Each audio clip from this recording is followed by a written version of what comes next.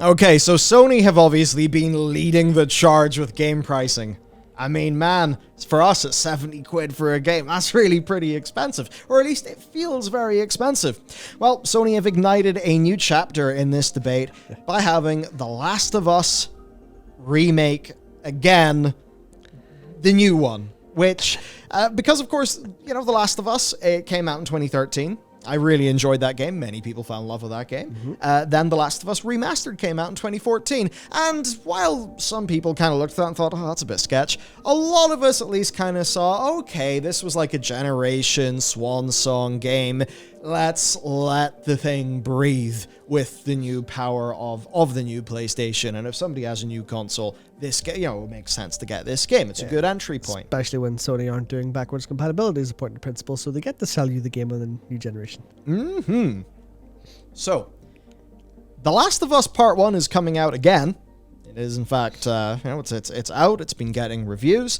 And certainly it's been getting a lot of flack because it's the price of a full game. But when you actually look at it, though, some things are a bit weird. So there are significant visual updates and some low-level mechanical upgrades to make it closer feel The Last of Us Part 2, and there is, more of their admittedly quite fantastic accessibility features have been put into it. But the thing is, it doesn't have all the content of the last remake, and the multiplayer isn't there. So They haven't really Last of Us Part 2 to the combat. They've done some AI tweaking. It is not really as transformative as at least many people feel they were led to believe. And overall, this sparks a pretty wonderful conversation about what the hell is a game even worth? What is currency worth? And we can talk about inflation, but can we really do that without talking about wages, which we'll have to do as we move forward in this video. Effectively, what we're trying to do here is not put an end to it, because there's no way you can put an end to such a discussion, nor would we have such grand ambition. But it's like there's a lot of talk about game prices, and it's, to put it lightly, it's not always very nuanced. Obviously, consumers are on the side of course these are too expensive. I have less money in my general life. The economic situations generally get a little bit worse. Also, I feel like these are not getting as much content, or I'm not getting as much value out of them as I used to. Why are they going up in price when you've got competition like indies have thousands of hours of really high quality game time for 15 quid, $15, etc. And that's the consumer side, which is completely valid to have all of those feelings. Absolutely. I'm definitely in that same camp personally. And then there's the business side, which is them going, we have 200 million developers and we're giving them all 100 grand a year because that's the industry standard. We need to make $400 trillion off this game release or we're going to go bankrupt. Which obviously numbers are exaggerated because I didn't want to get any accurate ones because they all hide them all. But it's still a point of they're getting more expensive to make. That's true. Because there's more fidelity in them. That's true. It's also true we didn't ask for more fidelity, but we didn't literally ask. We purchased more fidelity because it has always worked as a marketing thing. Because it's an arms race of which game is the best in every single capacity except for having a soul, which is the hardest part to do. So it's a different category. But that's the idea of it is consumer versus business. And those are the two viewpoints that are very obviously talked about, where it's are they getting more expensive? Whatever your answer is, are they getting more expensive to make? Yes. But no one, at least that I've seen, has taken a look and went, what are all of the other factors of life that make what's the... Because people look at the literals, they look at the analytics, they look at the numbers, but no one ever looks at the feelings. No one ever looks at the emotional side of why does someone suddenly feel like $60 or $70 is too much when, as we'll get to, games are adjusted for inflation cheaper. And I even remember this from my youth. I remember that, the Nintendo 64 and the PlayStation 1, the PlayStation 2 were extremely expensive for my family to buy, and I kind of haven't had the same problem with a PS5 or PS4 and stuff, but at the same time it's why did they feel worse now even though they were more expensive feeling in the past? Something can relatively be cheaper but be more expensive to an individual. Yeah. And that's something that I think is happening on a very broad scale because of a bunch of factors we're going to get into. And I have that feeling myself. Honestly, when I saw the price of this game, my jaw dropped a little bit. And if you're not aware of the context of this, there was a group in Sony working on this remake anyway. But essentially, the story goes that Naughty Dog didn't have their next project ready. And they had an entire full production scale team, not really able to do anything, and so they end up moving on to this project. Now, I think Kenneth Shepard, who writes for Fanbyte, did a pretty damn good of summing up the whole thing, right? He said, I can't tell you if The Last of Us Part 1 is worth $70 in PlayStation 5, because you probably already know if it is to you, based on the game's description. Relativity. Yes. So, if you're not a die-hard Last of Us fan who would like to see Joel and Ellie's story make, look as good as the sequel, it's not. Yep. If you're totally new to this game, probably, yeah, that's fair enough to pick it up. But ultimately, games are an art form. Pricing in games goes into how do we value experience. A lot of people will think about how many dollars do I get per hour of gameplay. Then those of us who think about the value of unique, maybe even emotional experiences will kind of be aghast at this whole, hours per money you put in. Yeah. So there's been a whole big debate, and I think Sony are taking quite a lot of flack because of the ultra premium pricing of this game, when in reality, it's a shorter game than The Last of Us Part 2. It's not shipping with all of its features. And really, some of the mechanical changes when it comes down to the combat, those are not necessarily as extensive as some people will have hoped. And that's when we get into the talk of, a better yesterday, because it's very easy to think with maybe some of the old rose-tinted goggles about how things have been. But, maybe think, back when developers only cared about, the art, not the money. Well, here's from, of course, Masahiro Sakurai, right? I mean, one of the most legendary game developers, and when he was talking about Kirby's Dream Land, he said, the limited memory of the NES cartridge meant you could only fit so much unique content in, so if a game wasn't tough as nails, people would beat it too quickly, and that was a letdown when games cost 50 to 60 bucks a pop. Unlike RPGs where you fight the same battles over and over, action games struggle to offer long-term value. There you go. Now, some games, and when you beat them, but others like arcade games, aren't so easy to put down, are they? If it's fun, you'll play it again and again. So it's just that idea. Things other than the art have always been a factor, right? Games have always been designed with money in mind, obviously. I actually saw something about that. There's a tweet literally this morning, I think, that went sort of semi-viral in games people stuff. And it was just someone in all caps raging against the roguelikeification of indie games. They're like, no, not every game needs to have procedurally generated shit that takes 1,000 hours to complete. I just want to have a single handcrafted experience that feels good to play over a couple hours and I can walk away happy with it. Oh, Wishlist The Pale Beyond on Steam, the game made by us that's coming out this year. Precisely that idea of there's this need to, from the dawn of time, from arcade games going, well, we need people to want to try again. We need to push people to go and put another quarter in, put another nickel in, whatever it was at the time.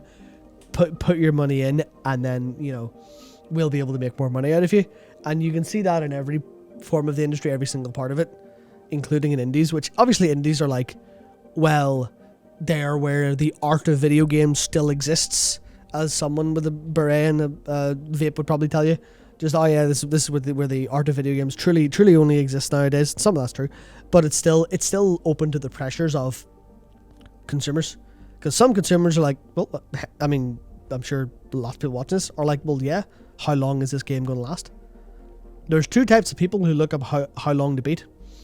Number one are the people who look up how long to beat to see how much value will I get out of this game, and the other type, I'm more the second type, is how much of my time is this game going to eat for me to get the full experience.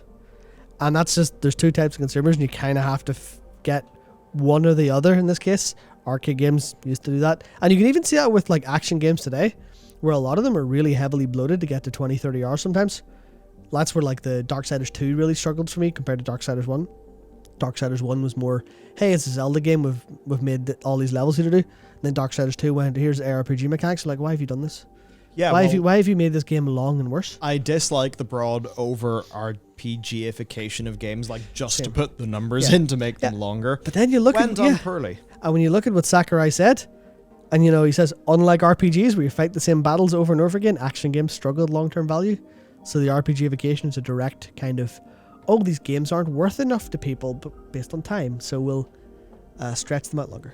Smart cookie, that Sakurai. Yeah, so definitely go watch his videos on the channel he recently started. They're great. They're wonderful. So to get into the data then, because this is what I think is interesting, because I feel right now that games are expensive and compromised. That is how I feel. And what's interesting is that objectively, games are actually cheaper. So then why do we feel this way? Because it definitely does feel like they're more expensive, right? Yeah. So let's actually deal with this. So Robert from TechRaptor compiled a list of how much each console would cost at time of release, plus adjusting inflation up to 2020, as well as full game values. So we've then created a generational average that kind of sums this stuff up. And I think this graph, or this table, is very interesting. It really is. I'll just deal with the Atari 2600 gen, right? Your average game price in 2020 is $140 for a game. 40 at the time. No wonder those games, like what Sakurai was saying, they needed to be hard, because for that amount of money, you needed to get a lot of value. Yeah. For the next generation then, that covers, of course, the NES, the Game Boy, the Sega Genesis, $92 is our generational average. Then, for the next, where we got the Super Nintendo, 201. Yeah, and that's when... Oh my God. To be fair, that is definitely dragged up a little bit by the Neo Geo's game pricing there. Yes. For sure. But even then, a Super Nintendo game was $60, which is about $118 today. Obviously, wages, inflation, all that stuff, we'll talk about that in a little bit and how they compare. But pure dollar value, Super Nintendo game is $120. Yeah. Can you imagine if someone tried to release a game that was a Super Nintendo game for $120 today? They would be utterly crucified. So, and rightly so. If you remove the Neo Geo there, then you're dealing with $110, let's just say. Yeah. That then goes down to $75 for the PlayStation and Game Boy Color and N64 gen. And there is absolutely, there is no mistaking the fact that is also basically the first super mainstream kind of generation where that price was low enough that people actually got on board. Yeah. PS2 generation then. Yep. $62. I mean, wow. Xbox 360 PS3 gen, $55. Wow, look at this. Yeah. Our numbers are going down. Oh, now they're not actually. So for the next generation, these new consoles, actually, $65. So they cost a bit more to acquire, and the games are more expensive. So the reality of the data is that games, relatively speaking, have been getting cheaper and cheaper and cheaper and cheaper up until a point. And in terms of recommended retail price to pick a game up, it is now increasing, right?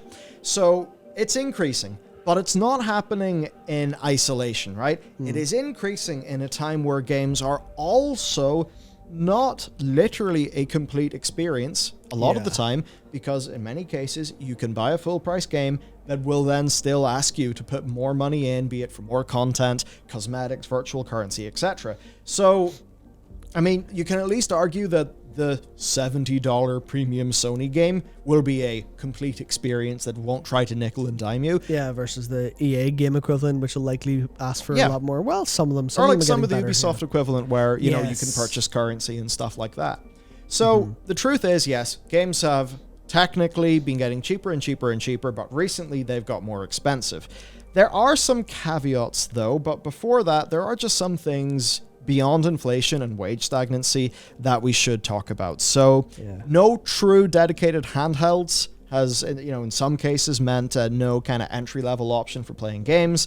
That's happened like in a few of the gens. I mean, you could really include the Switch in the current gen, to be honest, but the Switch is actually going to be...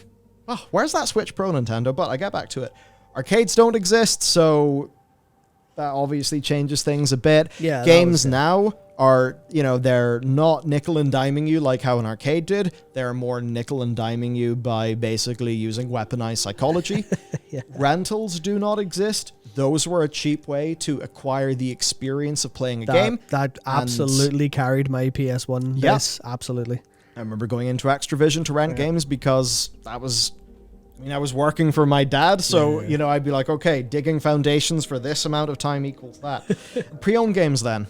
I bought a lot of pre-owned games. I would trade in my games. I would try to make that money stretch as much as I could when I was younger. I still remember one particularly brutal time where I saw Beautiful Joe in the pre-owned basket for $10. This was a decent while after, on the GameCube. This was a decent while after that generation. I was like, oh my god, I've been looking for this game for ages, because where we live, back in the day, getting a game that was rare was not easy. Mm-hmm. Especially when you were too young to get it online or whatever else, and before online shopping really existed.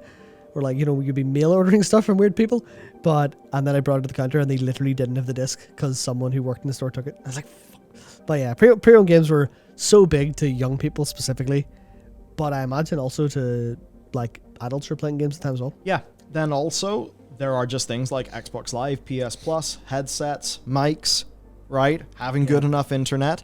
Those are all factors. Mm-hmm. Then first party versus third party, plus the death of AA because, hey, THQ fell over. Yep. Then there's the massive development cost of games versus buying them. Then that even for like a single player physical game, if you get that at a discount, what if you need to download a patch or something like that? Yeah. Right, so there's a lot of things. Now, to put some of this in context for like the costs of developing games, this is an interesting one. So your earliest AAA games, I think two examples there are FF7 and Shenmue. Those cost, for FF7, that's between 64 and 72 million USD, inflation adjusted. For Shenmue, it's between 72 and 107 million adjusted, right? Mm-hmm. So that's your ballpark for those extremely expensive to make games. For the newer-ish games, I mean, for GTA 5, 291 million. For Modern Warfare 2, 298 million. So you can see the costs are increasing and increasing and increasing. But, relatively speaking, the cost of entry for a lot of these games, as we have covered here, up until the most recent generation, has fell and fell and fell relatively. But of course, as consumers, that's when we have felt squeezed and squeezed and squeezed.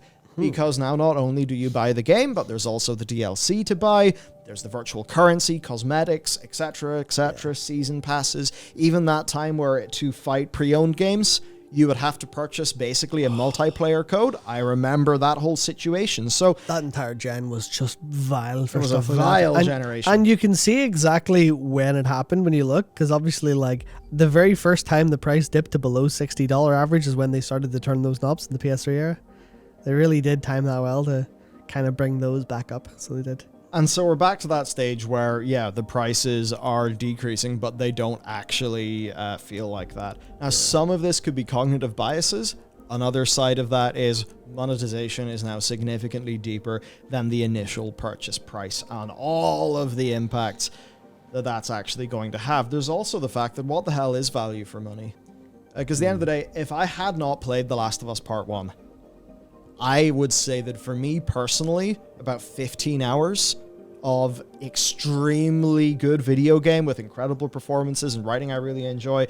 I obviously didn't have that same experience with Part 2, but we've talked about that before. But there's a reason that people cared enough to be angry with Part 2, and it was that Part 1 was truly I wouldn't say a fantastic game, it definitely had some clunk, but like as an overall experience, it was a fantastic experience. So if you're new to it, then sure, depending on how you perceive value, yeah, it can be worth it. But ultimately we get to this situation where between what we're used to getting with like free-to-play games, what we now see from premium games and stuff like that, our perceptions of value are just so all over the place, because actually games are themselves all over the place, and in a good way. I think it's one of the benefits of the indie, the indie scene. We are not expected to have a monolithic RRP where every game has to be $60 or $70. We can make a game, see what we've got, and think, okay, this is what the fair price for that is. And that's the great thing about indie games. They actually get to have flexible pricing. You have a game like Kenna, Bridge of Spirits, that you really enjoyed, and it was cheaper. Sure was. Freaking EA even used this with Star Wars Thingy Squadron. Squadrons, yeah. Yeah, where that, because it was, lesser amount of content, it was a cheaper game. So when it comes to The Last of Us, should we be angry at Sony or not? To be honest with you, I think they're taking the piss. For $70. If they're expecting people to literally triple dip, I think that's taking the piss. But ultimately, we know why this project really even exists in the first place. Yeah. To me, if I hadn't played The Last of Us Part 1, yeah, probably would be worth that, because I think that would be a pretty tremendous 15 hours of game. But to just about anybody else, I think it's nigh inconceivable that it is worth the amount of money that they're asking for. And I think that's why to people, it feels like a kick in the teeth. And it's something that they've seen, where they've also seen that, okay, the combat overhaul really is not as in-depth as we perhaps thought it would be. Also, you're increasing the price of the PS5, and then also the massive elephant in the room is, sure, I can go to this graph and we can go and look, oh, look, cheap. Game's cheap now. Game's getting so cheap. But then you have to remember, yeah, fine, we can talk about inflation in 2020 terms. But wages have not been keeping up with inflation, especially right now. Yeah, that's the one thing that people always kind of avoid when it comes to inflation, because tracking wages is a lot harder. And obviously no one wants to say, well, here's adjusted for wage rate, because then it doesn't fit their narrative as well a lot of the time. Yeah. That's one of the problems where there's something, I read a tweet earlier this morning that was basically, the numbers don't lie, but they don't always tell the truth either. Which is to say that they will say what they say, and it's up to the interpretation of whether or not that's true and which data set you're using, which number you're using. If the resolution of a data set is high enough, you can probably pick whatever subsection of that you need to tell a story. Yeah, because that's the thing here, where we could easily come out of this kind of all this data and say, hey, games are substantially cheaper than they ever have been before. What are you complaining about, consumer? And that would be complete bullshit. Yeah, our graph doesn't care about your feelings. Yeah, but the point is, the entire industry should care about your feelings, because they're what matters. They're what actually matters. And also, these are facts in isolation. Because there are two important things that I've seen people talk about them. It's very difficult to put them into numerical terms, so they're kind of hard to parse and end up being more essay-like, which, YouTube's pretty decent for. But number one is, you see these prices go down over the generations adjusted for inflation, but you don't see total sales. You don't see total possible sales. You don't see the amount of people who are actively buying and playing console games, because I'm sure that line looks a little bit like, if I adjust it for you, it looks a little bit like wee, which just means, well, you can, because games have very little price to actually create the product. Consoles, of course, you need to manufacture those. Yeah, like the raw material cost is basically zero. But even then, the R&D stuff of consoles means you can spend $1 million. Say, we're using small numbers, but you can spend $1 million researching and developing your console, and then you make that back with 1,000 sales at $1,000, or 100,000 sales at $10, and then game development's much the same process, because raw material cost is so low.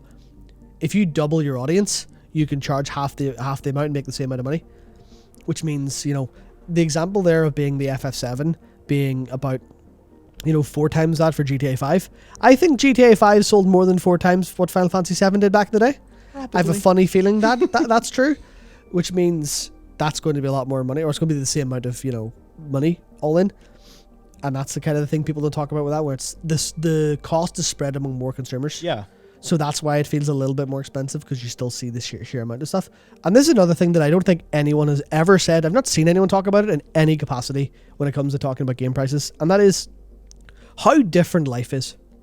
Yeah. And I don't mean life like, oh, well, it's awful easier now, or, you kids and all your disposable income, or just stop buying your Starbucks coffees and then you'll buy a house, millennial. I'm not thinking about it in those terms, because those are fucking bullshit. But there is a little nugget of truth in there, which is there are so many more ways that your disposable income is being targeted and siphoned away in subscription services, in the sheer amount of additional, as I call them, consumption occasions that you encounter throughout the day, because there are so many more stores, there are so many more instant kind of gratification things. The entire world has become more of that. Whereas I think back to like my childhood and even stories that my parents would tell me about how expensive consumer electronics were back in their day, and they would buy things like a VHS for hundreds of dollars, and that'd be a massive amount of disposable income over months of saving. But it wouldn't be a massive deal because, well, it sort of was, but like it wouldn't be quite as insane as it would feel today, because we have so many more things siphoning away that disposable income. We're being basically taxed for being alive in a whole bunch of different ways. Sure, we tend to get value for that. We tend to buy products for it, but that's something that didn't exist in the past. So it was like the entertainment spend I guess individual spends were a bigger portion of the pie chart of how much money you had, as opposed to now where there's like a million slices of the pie chart and everyone's trying to find a way to take a little bit of your money every now and then. And that's not like a bad thing necessarily or a good thing either way. It's just a reality of life, which means when your streaming services that you need to keep up culturally, like you now have 7 of those to pay for, then a game's going to feel more expensive by comparison. And that's the thing that you kind of have to literally price into how you're pricing games, into how you're thinking about pricing games, how you're thinking about games. Because it's not as simple as, oh, they're cheaper now, shut up, stop whining, or, well, they don't have as much content, so they don't feel as good anymore. There's like, those are both true, but they're in isolation. You can't look at them that way. You have to look at the entire experience of being alive. Because I remember seeing a comic, just a little one of those Twitter comics, and it was just someone sat in the park enjoying life. Someone came over and was like, that'll be $60. And they went, okay, sure, I guess. Hand this person $60 for nothing. And then there's like, I guess that's what life's like nowadays. And that's what it feels like. Where there's all of these other little sources taking your money. So the amount of your disposable income should technically be getting larger overall, but it's feeling smaller because life demands more and more tolls over time. We are under a sustained psychological assault. Yeah. I think. And not like advertising's always existed. Yeah. But they're getting good at it. Yeah, they're getting good at it. There are more opportunities to spend. Yep. Even think about, say, the product lineup that Starbucks will have had 15 years ago versus now. Do you want a coffee? Yeah, now now a coffee's name is like 3 paragraphs long. Yeah, you've got to say like 50 words before you say chino, and then you get some insane thing that, with about 1,200 calories in it. Yeah, it has 1,200 calories and cost $20. Yep. Being slightly facetious. But I think it's like, we talked about context earlier, the context of games getting more expensive to develop and all of that. Mm-hmm. Another vital bit of context is what the average person's life is just actually like these days. Yep. And it's pretty damn different from the past. And the fact, games are cheaper, but you can't rent them. You can't borrow your friend's game. Yep, all of that stuff. So there you go. We tried to do something that would just use The Last of Us Part 1 feeling ridiculous. Yeah. To work out what the hell's going on with this whole discussion about game prices. And we can at least say that actually inflation adjusted, the trend has been down, but they've actually notched up a little bit with those new consoles. Yeah. So ultimately it's like, for loads of people, $70 The Last of Us Part 1 is great for maybe 15 to 17 hours of brilliant quality content. For some other people, though, it's like, hey, Slay the Spire, $25, you could play that for 500 hours probably. Or you could play the critically acclaimed MMORPG Final Fantasy XIV with an expanded free trial in which you can play through the entirety of A Realm Reborn and the award-winning Heavensward expansion up to level 60 for free with no restrictions on playtime for $0. Yeah, I saw someone on the FF14 subreddit today say after 1,512 hours, they finally paid for the game, because they went through and did everything available in that game. And then you look at the likes of, obviously it's a gacha game, so big asterisks there, but like Genshin Impact with 3.0 and Sumeru, that's got like hundreds of hours of content you can do for completely free.